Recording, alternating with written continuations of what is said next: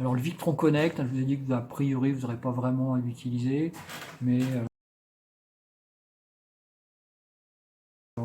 est-ce que pas mieux. Donc effectivement, quand on lance cette appli là sur Android, ben, on voit les différents devices dont je vous ai parlé, le Battery Protect qui permet de qui protège qui empêche le Cerveau GX et le Raspberry Pi de décharger complètement la batterie, le Cerveau qui est le passerelle de supervision, le petit truc qui mesure la température, le Shunt qui mesure l'état de charge en mesurant le courant qui rentre et qui sort.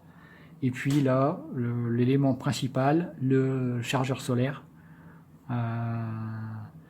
Et donc avec la tension batterie, la tension qui arrive des panneaux, le courant qui arrive dans la batterie, et puis il y a plein d'informations sur quelle puissance a été fournie à l'instant T, quelle puissance a été fournie depuis le début de la journée, et ainsi de suite. Voilà. Encore une fois, normalement, vous n'aurez pas à aller. Vous pouvez installer Victron Connect et juste pour voir ce qui se passe, hein, parce que c'est peut-être intéressant. Vous voyez, par exemple là, bon là, c'est une puissance de Penzizi. Là, le truc est en train il génère 49 watts, mais il a généré depuis le début de la journée 120 Wh, ce qui est aussi une énergie de Penzizi. Hein.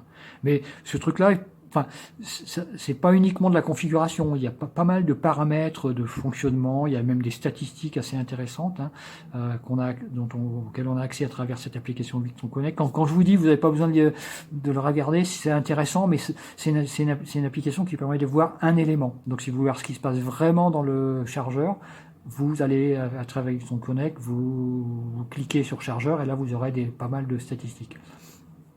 C'est au niveau vraiment des éléments individuels, alors que le VRM et le Cerveau GX donnent une vue plus système.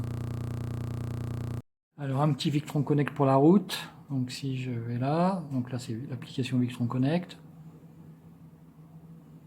Donc là il liste l'ensemble des éléments qu'il a trouvés. Donc il se connecte en Bluetooth hein, sur les éléments.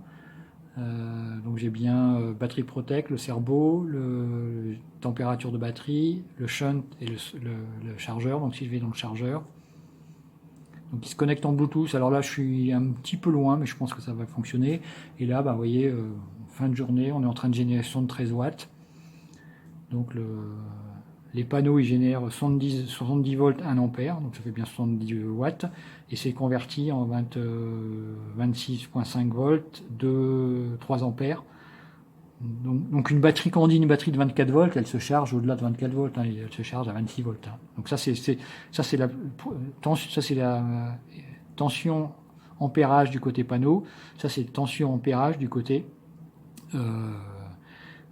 batterie, et si vous faites la multiplication, la puissance, comme c'est la puissance, c'est la même. Donc vous voyez un peu tout de suite ce qui se passe, et puis bon, il y a pas mal d'informations sur qu'est-ce qui s'est passé, la puissance générée. Donc vous voyez par exemple hier, le yield, on a généré 5 kWh d'énergie depuis les panneaux solaires. Et puis la puissance max était de 741 watts. Voilà. Il y a pas mal d'informations, et puis il y a des tendances, enfin, on peut voir pas des tendances, on peut voir des informations un peu en temps réel. Donc vous voyez là j'ai la puissance générée par les panneaux du potager en temps réel. Donc vous voyez on est aussi notre de 80 watts. Je peux mettre le courant, machin truc, je peux avoir plusieurs. Je peux regarder par exemple le voltage. Vous voyez, j'oscille autour de 70 volts. Et normalement, quand les volts augmentent, la puissance augmente. Et puis voilà. Bon, Victron Connect, c'est un peu plus que juste de la configuration. Il y a pas mal, on peut avoir des informations, mais encore une fois, c'est par élément.